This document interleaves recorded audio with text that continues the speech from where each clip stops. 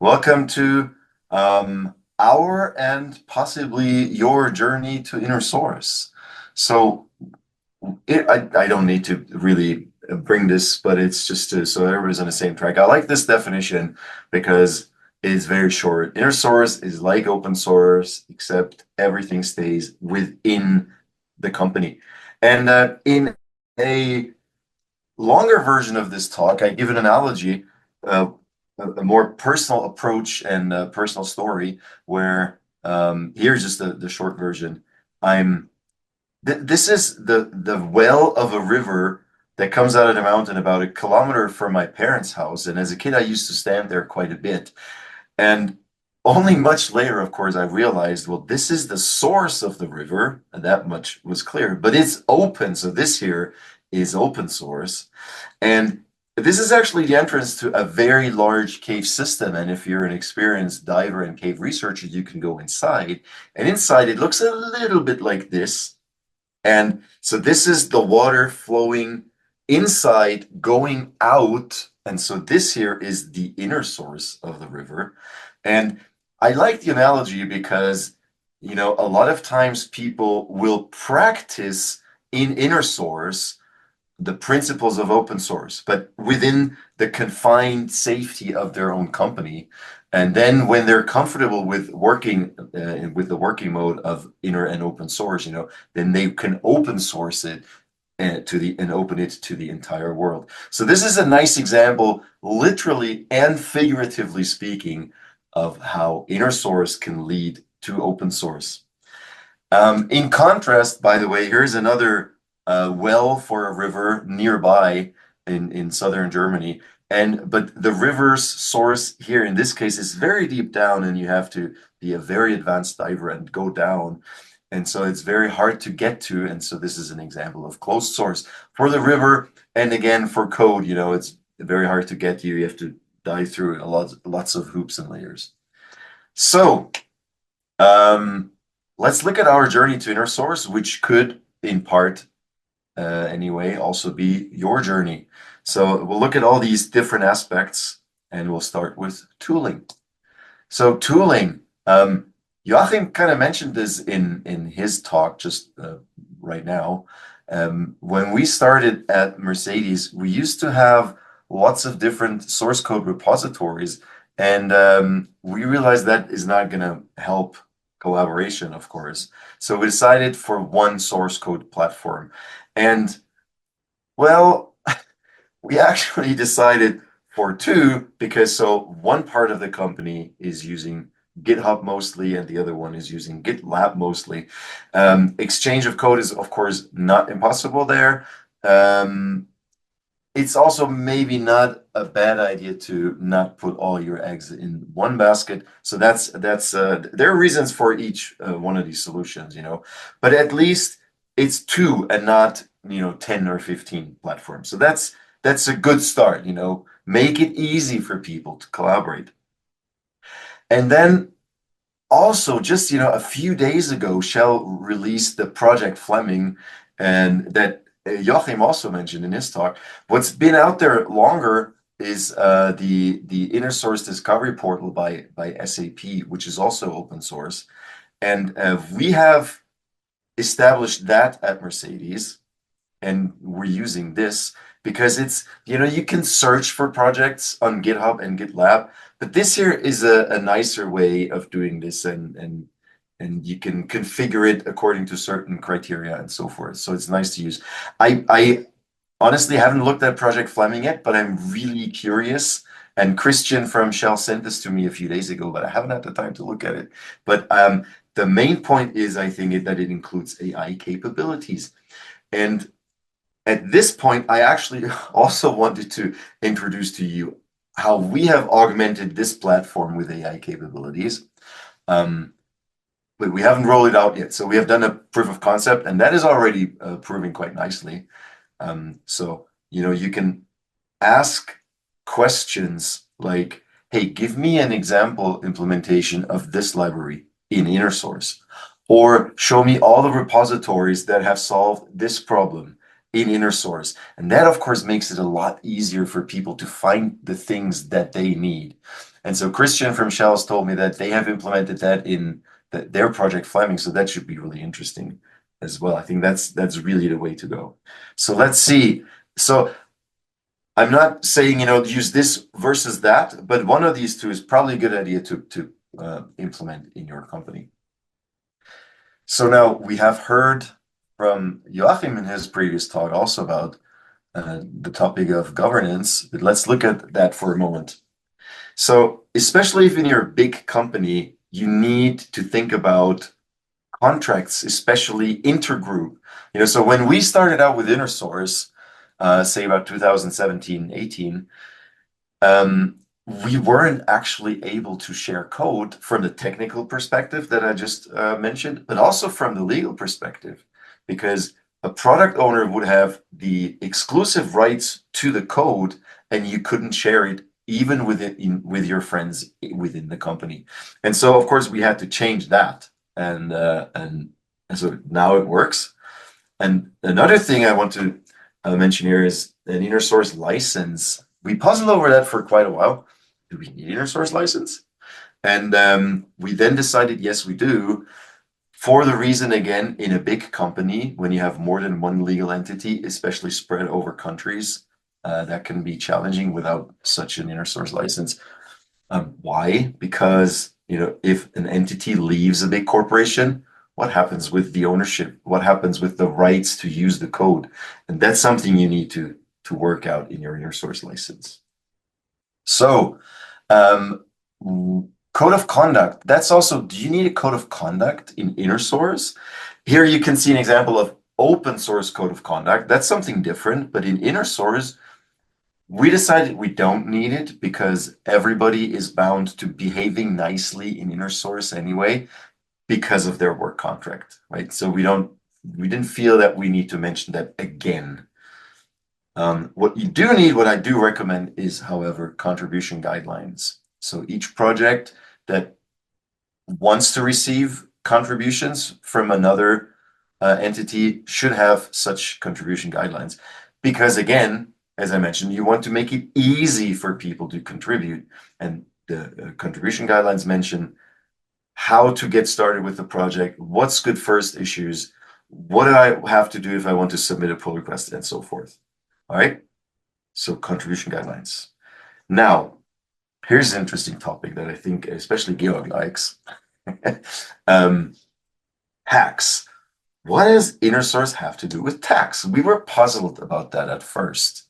But so the thing is, again, if you are a big company working in many countries, it's this could be an issue because one country has lower taxes, the other has higher taxes, and you don't want InnerSource to be seen by the authorities as a way of avoiding tax, by shifting code development from a high to a low tax country. Okay, so you need to think about this. We have thought about this for a long time and talked to our tax people and so forth. And what we have now is a so-called initial tax self-assessment. So it goes according to the arm's length principle. So we say sharing of code between entities is possible if hypothetically you would agree to share it with third parties in open source. And that's an initial guidance on whether the sharing is acceptable from a tax perspective or not. This is not legal advice, and I'm not a lawyer. I'm just telling you from a layman's perspective how we done it. So if you open a repository in InnerSource, you have to answer 3 questions. The first one is, do you expect to receive contributions? So the idea is share something and get something back. The second one is, please explain why it is possible that others can even contribute to your project through bug fixes, patches, whatever.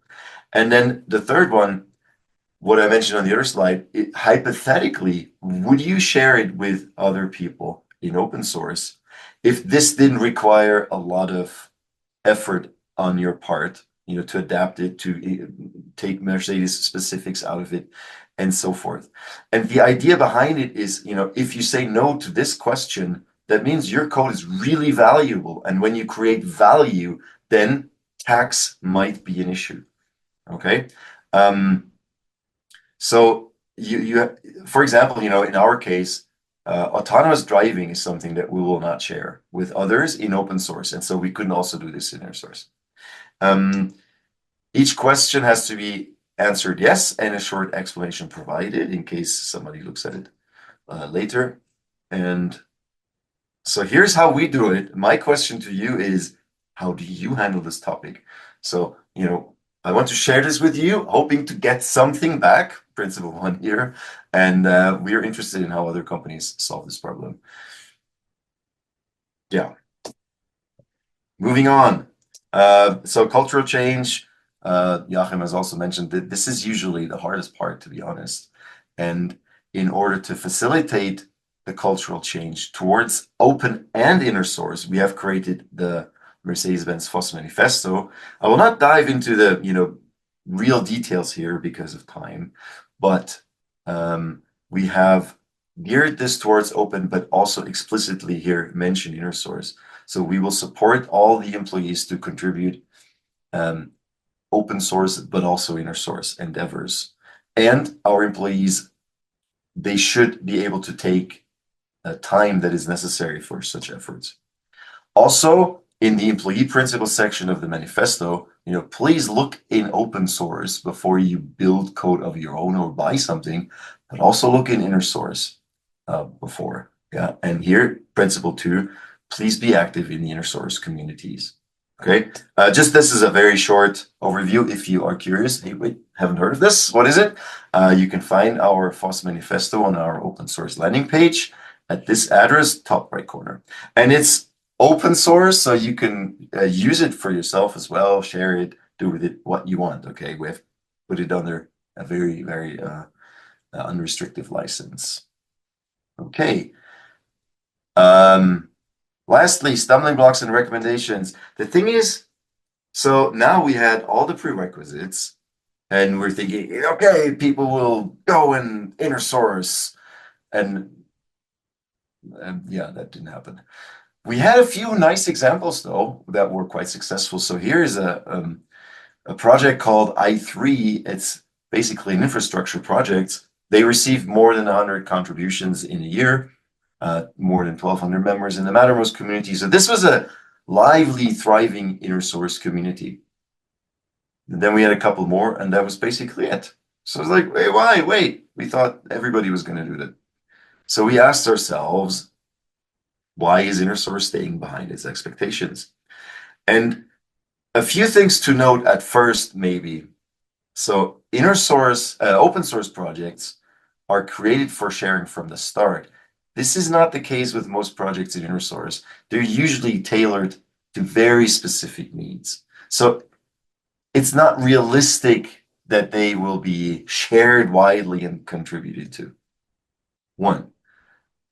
Two, remember that only about 2% of open source projects are actually considered successful. And out of the 2%, the top whatever take the biggest share. 2% is just an estimate, okay? Remember that roughly 68.5% of all statistics are made up on the fly anyway. But if you take the 2% and then maybe it's 5% or 3%, why should this be different in your source? So you have to be realistic about your expectations, okay? That's one thing. Now, another thing is, we ask people, why do you not do inner source? Why do you not publish your project inner source? And they say, you know what? This takes a lot of effort. We have to adapt the code, make sure it's nice. We have to put a lot of more documentation, because if we don't make it easy for people to contribute, and if we don't have documentation, they can't contribute. Some people are worried about liability or legal aspects. You need to have community management and advertise your project. How else will people find out about it? Then, of course, if I contribute, everybody is so busy. How can I have the time to contribute over there? And it like I contribute over there, but then what happens? Nobody's going to say thank you to me, um, which is a problem. So recognition for contributions is a topic.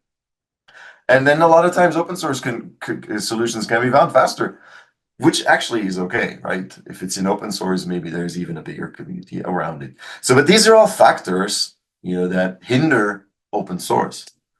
So here, big stumbling blocks: time and availability of the engineers. Everybody's too busy. I have deadlines to meet. I don't want to solve somebody else's problem.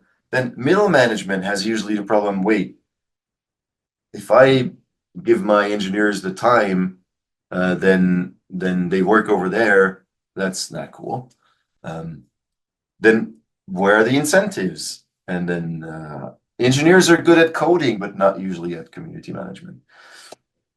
So promising inner source projects, according to my experience, have these characteristics. They need to solve a common and widespread developer pain or demand. With company specifics, because if they don't contain company specifics, why not open source them? And you need people who are responsible for it. A lot of, like, I've heard this, that people will say, hey,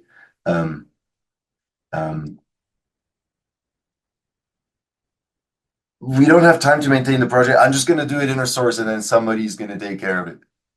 Not going to happen. The project is like in open source, it's just going to stay dead or be dead.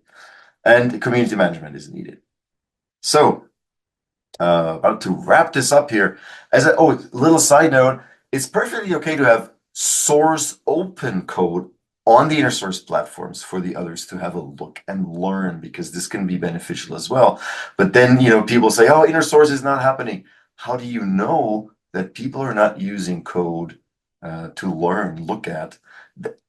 Is really difficult to measure, but it's a valid form of inner source. It's not the active collaborative one, but it basically can help people too. Okay, and then so the key takeaways here. If at the beginning of your journey, make your company fit for inner source. If the fundamentals are laid out and not working, try to remove the stumbling blocks, and that's obviously difficult. Talk a lot also about the expectations. What is our inner source program going to achieve? And don't think it's all going to happen by itself. You need to make it part of your OSPOs or ISPOs priorities. That's it, folks. Thanks very much, and may there always be wind in your hair.